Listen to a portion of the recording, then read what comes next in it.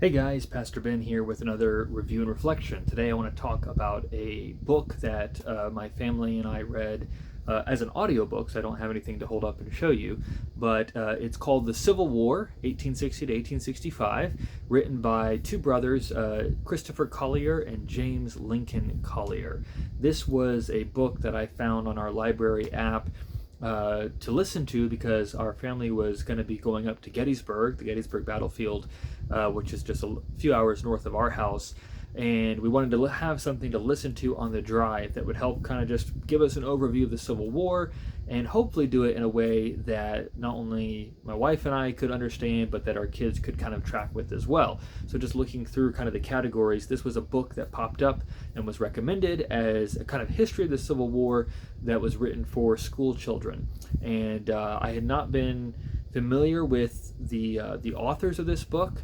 But apparently they have written a series of books. This is part of a series called The Drama of American History, written by these two brothers. They're both from New York City. One is a professional historian, the other is a professional educator. And so they teamed up to write this series of books for school children called The Drama of American History.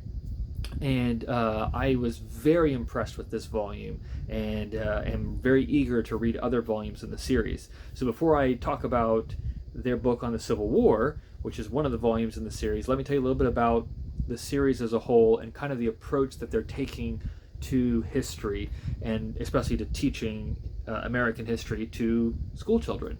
So, as I said, this is part of a series called The Drama of American History. There are 23 volumes in the series. Now, if that sounds like overload and overkill, it's really not, because what they're doing is trying to give short, digestible, focused windows into American history. So, for example, this volume that I just finished reading on the Civil War is, I think, 96 pages long. So they're very short, often about 100 pages or less.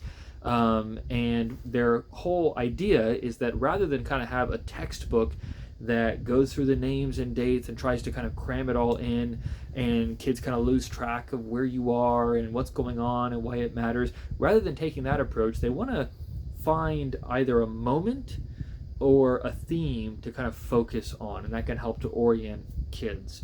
So this volume obviously is all about the Civil War. They have a volume that's all about the Constitutional Convention, another one that's all about Jamestown. So, or they might do ones that are more thematic, like immigration, things like that. But it gives a kind of, I think, unity and framework to the volumes. At least that's their goal, and that this would be what I found with the volume of the Civil War. That really does help the reader to just track with, okay, what's the story that we're telling? Because the reality is, the story of American history is really a complex of many different stories coming together, and each story has its own beginning and ending and movements within, but the end of one story is the beginning of another story. That's the way history works. And so if you're just trying to kind of get a handle on that, it's very helpful to have it broken up into kind of discrete sections. So you could definitely work through the series as a whole, and it would enhance your understanding of all the pieces, but you could also just pick out any one of those pieces and read that book and walk away with an understanding of that. So I think that's a real strength to this series, and a very wise way to try and teach history at this age group. Now let me say a little bit about the age group that it's aimed for. When I was kind of looking on the library app, they were saying this is written for kids, and that is true in a certain sense.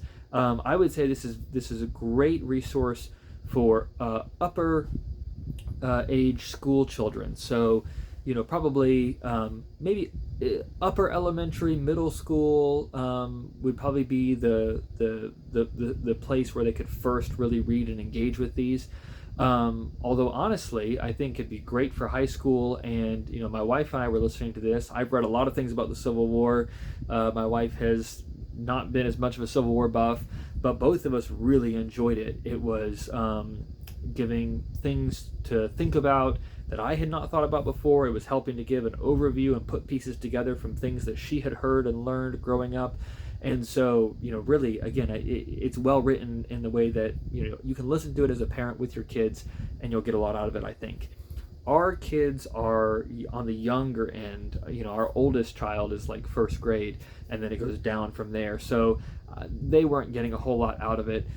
They did their coloring in the car, and we listened to it. It's basically what it ended up being. So it wasn't quite what I was hoping it would be, in the sense of being something that would work for our kids. But our kids are pretty young. So I think if you have kids that are, in those upper elementary grades or middle school and on, it's a great resource. And honestly, I'm planning on listening to more of these books just on my own, as an adult who loves history, as someone who's taught U.S. history and world history at like the high school level before, because I just really appreciated the way they handled it. So that's kind of what they're trying to do. And they have an introduction in the volume, and I'm assuming it's kind of in all the volumes, that talks about their philosophy and approach to history, and saying we really want to focus more on the drama of history. That's part of the series, right? Series title.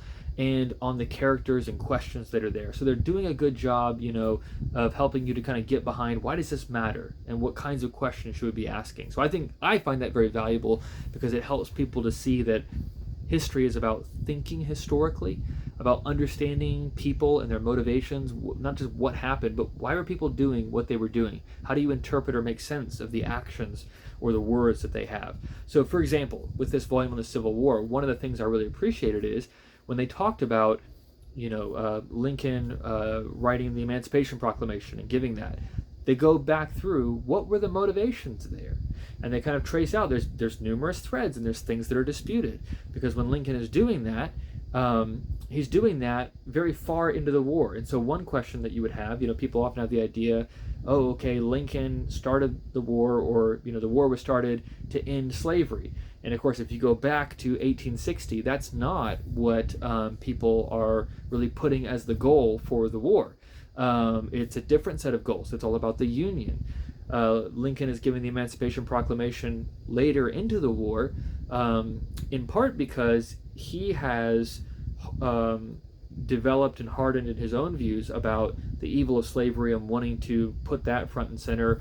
There's been shifting kind of sentiments in the North in terms of the populace being more anti-slavery than they were when the war started. But there's also other motivations, that if they put slavery as kind of the front and center issue, and the abolition of slavery as a future goal, then that's something that will make foreign powers like Britain or France, who at this point were very sympathetic to the South, less sympathetic to the South, because those are countries that had already dealt with the issue of slavery in their own history. So what I love about that is that it's just developing for emerging readers and historians an understanding of the complexity of some of these events, and helping them to think through, how do you unpack what happened and why people did what they did, and so on and so forth. So it's more analytical in that way, but I think in a way that kids can engage with.